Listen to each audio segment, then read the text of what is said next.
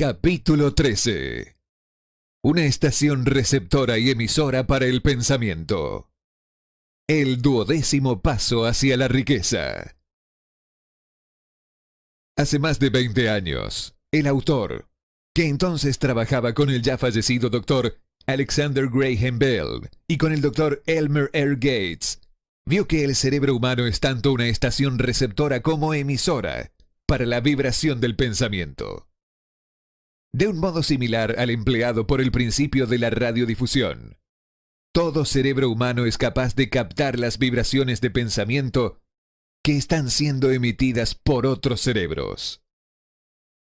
En conexión con la afirmación antedicha, comparemos y consideremos la descripción de la imaginación creativa, tal y como ha sido planteada en el capítulo sobre la imaginación. La imaginación creativa es el aparato receptor del cerebro que recibe los pensamientos emitidos por los cerebros de los demás. Funciona como la agencia de comunicación entre la mente consciente o razonadora de la persona y las 4 fuentes de las que uno puede recibir estímulos de pensamiento. Cuando se ve estimulada o elevada a un grado más alto de vibración, la mente se hace más receptiva al pensamiento que le llega por medio de fuentes exteriores. Este proceso de elevación surge a través de las emociones positivas o también de las emociones negativas. Las vibraciones del pensamiento se pueden incrementar a través de las emociones. Las vibraciones de una velocidad extremadamente alta son las únicas recogidas y llevadas por el éter de un cerebro al otro. El pensamiento es energía que viaja a una velocidad sumamente alta de vibración. El pensamiento que ha sido modificado o mejorado por cualquiera de las principales emociones vibra a una velocidad mucho mayor que el pensamiento común.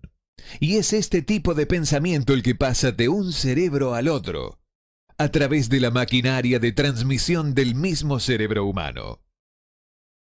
La emoción del sexo encabeza la lista de las emociones humanas, al menos en cuanto a su intensidad y fuerza impulsora se refiere.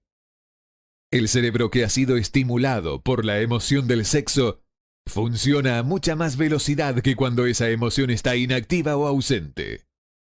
El resultado de la canalización del sexo es el aumento del pensamiento hasta un nivel tan alto que la imaginación creativa es muy receptiva a las ideas. Por otro lado, cuando el cerebro trabaja a una velocidad rápida, no solo atrae pensamientos e ideas emitidas por otros cerebros, sino que proporciona a los propios pensamientos ese mismo sentimiento, que es esencial para que el subconsciente intercepte los pensamientos y actúe con ellos. Así, verá que el principio de la transmisión es el factor a través del cual usted mezcla el sentimiento o emoción con sus pensamientos y los pasa a su subconsciente. El subconsciente es la estación emisora del cerebro a través del cual se emiten vibraciones de pensamiento. La imaginación creativa es el aparato receptor por medio del cual se interceptan las energías del pensamiento. Junto con los factores importantes de la mente subconsciente y la facultad de la imaginación creativa, que constituyen los grupos para enviar y recibir mensajes de su maquinaria de transmisión mental, se considera ahora el principio de autosugestión, que es el medio para poner en funcionamiento su estado de transmisión.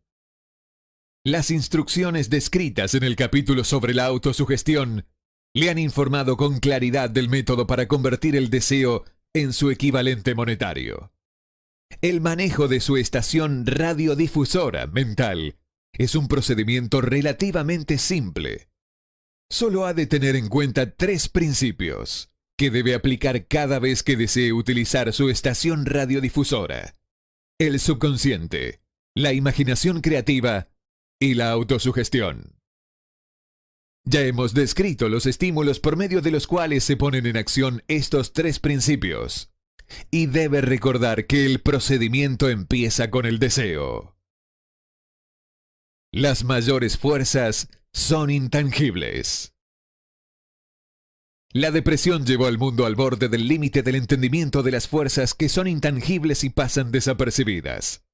A lo largo del tiempo transcurrido, el hombre ha dependido en exceso de los sentidos físicos y ha limitado su conocimiento al de las cosas físicas que podía ver, tocar, pesar y medir. Estamos entrando ahora en la más maravillosa de todas las épocas, que nos enseñará algo de las fuerzas intangibles del mundo que nos rodea. Probablemente lleguemos a aprender, a medida que transitamos por esta época, que el otro yo es mucho más poderoso que el yo físico que vemos reflejado en un espejo. A veces, las personas hablan con liviandad acerca de lo intangible, de las cosas que no pueden percibir a través de sus 5 sentidos. Cuando los oímos hablar, debemos recordar que todos nosotros nos hallamos controlados por fuerzas que son invisibles e intangibles. La humanidad en su totalidad carece del poder para enfrentarse con la fuerza intangible existente en las olas del océano, y mucho menos para controlarla. El hombre no posee la capacidad mínima para comprender la fuerza intangible de la gravedad, que mantiene a este pequeño planeta suspendido en el cosmos, e impide que el hombre se caiga en él, y mucho menos comprende el poder que esa fuerza controla. Nos encontramos sometidos por la fuerza invisible de una tormenta y nos sentimos igual de impotentes ante la presencia de la fuerza intangible de la electricidad. Pero el hombre ni siquiera sabe qué es la electricidad, de dónde proviene o cuál es su propósito. Pero esto no representa en absoluto el fin de la ignorancia del hombre en relación con las cosas que no se ven y que son intangibles. Tampoco comprende la fuerza intangible y la inteligencia existente en el suelo de la tierra, la fuerza que le proporcionan los alimentos que ingiere, la ropa que se pone, el dinero que lleva en los bolsillos. La sorprendente historia del cerebro. En último término, aunque no sea lo menos importante, el hombre, a pesar de su cultura y de su educación, comprende muy poco o nada acerca de la fuerza intangible del pensamiento, la mayor de todas las intangibles. Sabe muy poco acerca del cerebro físico y su vasta red de intrincada maquinaria a través de la cual se traslada el poder del pensamiento para convertirse en su equivalente material. Sin embargo, entramos en una época que ofrecerá una nueva luz sobre el tema.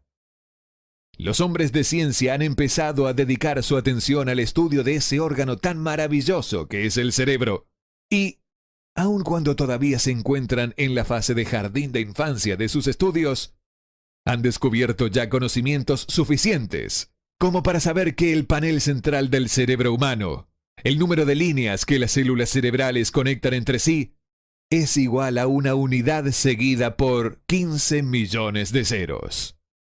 La cifra es tan enorme, dijo el doctor C. Judson Herrick de la Universidad de Chicago, que las cifras astronómicas que hablan de cientos de millones de años luz se convierten, por comparación, en insignificantes. Se ha determinado que en el córtex cerebral hay entre 10.000 y 14.000 millones de células nerviosas, y sabemos que están dispuestas según una pauta establecida. Tales disposiciones no son casuales, sino ordenadas. Métodos de electrofisiología desarrollados recientemente han detectado la existencia de corrientes desde células muy precisas. También fibras con microelectrodos, amplificados con tubos de radio, han registrado diferencias de potencial de 1/1000ª de voltio. Es inconcebible que una red de maquinaria tan intrincada exista con el exclusivo propósito de transmitir las funciones físicas correspondientes al crecimiento y mantenimiento del cuerpo. ¿Acaso no parece posible que ese mismo sistema, que da a miles de millones de células cerebrales los medios para comunicarse entre sí, proporcione también los medios de comunicarse con otras fuerzas intangibles? El New York Times publicó una editorial explicando que una gran universidad, y un investigador inteligente en el campo de los fenómenos mentales están llevando a cabo una investigación organizada a través de la cual se ha llegado a conclusiones descritas en este capítulo y en el siguiente. El editorial hace un breve análisis del trabajo llevado a cabo por el Dr. Rhine y su equipo de asistentes de la Universidad Duke.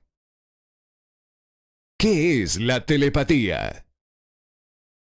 Hace un mes, en estas páginas citamos algunos de los notables resultados alcanzados por el profesor Rhine y su equipo en la Universidad Duke, a partir de más de 100.000 pruebas realizadas para determinar la existencia de la telepatía y de la clarividencia. Estos resultados fueron resumidos en los 2 primeros artículos publicados en la revista Harper's. En el segundo de ellos, que ha sido publicado ahora, su autor, E. H. Wright, intenta sintetizar lo que se ha aprendido, o qué parece razonable inferir, en relación con la exacta naturaleza de estos modos de percepción extrasensorial. Como resultado de los experimentos del profesor Rhine, algunos científicos ahora creen que es muy probable la existencia de la telepatía y de la clarividencia. A varios perceptores se les pidió que citaran tantas cartas de un mazo como pudieran, sin mirarlas y sin tener acceso sensorial alguno a ellas. Se descubrió a un puñado de hombres y mujeres capaces de reconocer con regularidad y corrección tantas cartas que no había una sola posibilidad entre 1.000.000 de millones de que hubiera ocurrido así por casualidad. Pero, ¿cómo lo hicieron? Estos poderes, en el supuesto de que sean reales, no parecen ser sensoriales. No se conoce la existencia de ningún órgano que lo justifique. Los experimentos funcionaron bien no solo en la misma habitación, sino incluso a distancias de varios centenares de kilómetros. En opinión del señor Wright, estos hechos eliminan también el intento de entender la telepatía o la clarividencia con el uso de teorías físicas aplicadas a la radiación. Todas las formas conocidas de energía radiante disminuyen de forma inversamente proporcional al cuadrado de la distancia recorrida. Pero eso no sucede ni con la telepatía, ni con la clarividencia. No obstante, difieren por causas físicas, del mismo modo que nuestros otros poderes mentales.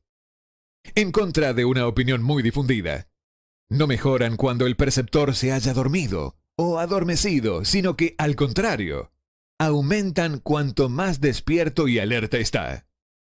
Rhine descubrió que un narcótico disminuye el nivel de aciertos de un perceptor, mientras que un estimulante siempre lo aumenta. Al parecer, el perceptor más fiable no puede alcanzar una buena puntuación a menos que intente hacerlo lo mejor que pueda. Una de las conclusiones a las que Wright llega con cierto margen de confianza es que la telepatía y la clarividencia son un mismo y único don. Es decir, la facultad que permite ver un naipe que está boca abajo sobre una mesa parece ser la misma que le permite leer el pensamiento que reside en otro cerebro. Hay varios motivos para creer esto. Por el momento, por ejemplo, estos 2 dones se han descubierto en toda persona que disfruta de uno de ellos. En todas esas personas, ambos dones han sido de un vigor igual y casi exacto. Las pantallas, las paredes, las distancias no tienen el menor efecto sobre ninguno de ellos. A partir de esta conclusión, Wright se atreve a exponer lo que, en su opinión, no es más que un simple presentimiento, en el sentido de que también otras experiencias extrasensoriales pueden formar parte de la misma facultad, como los sueños proféticos, las premoniciones de calamidades y otras facultades similares. Al lector no se le pide que acepte ninguna de estas conclusiones, a menos que le parezca necesario hacerlo. Pero las pruebas que Rhine ha recopilado siguen siendo impresionantes. ¿Cómo reunir mentes para un trabajo en equipo? A la vista del anuncio del Dr. Rhine en relación con las condiciones bajo las que la mente responde con respecto a lo que él denomina modos de percepción extrasensorial. Tengo ahora el honor de añadir a su testimonio la afirmación de que yo mismo y mi grupo hemos descubierto lo que creemos son las condiciones ideales bajo las que es factible estimular a la mente para que, de una forma práctica, se pueda hacer funcionar el sexto sentido descrito en el capítulo que sigue. Las condiciones a las que me refiero consisten en una fuerte alianza de trabajo entre dos miembros de mi equipo y yo.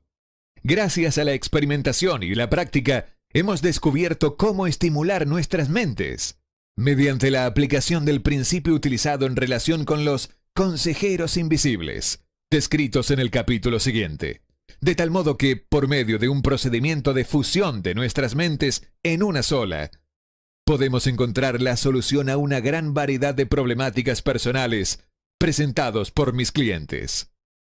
El procedimiento es muy simple. Nos sentamos ante una mesa de conferencias.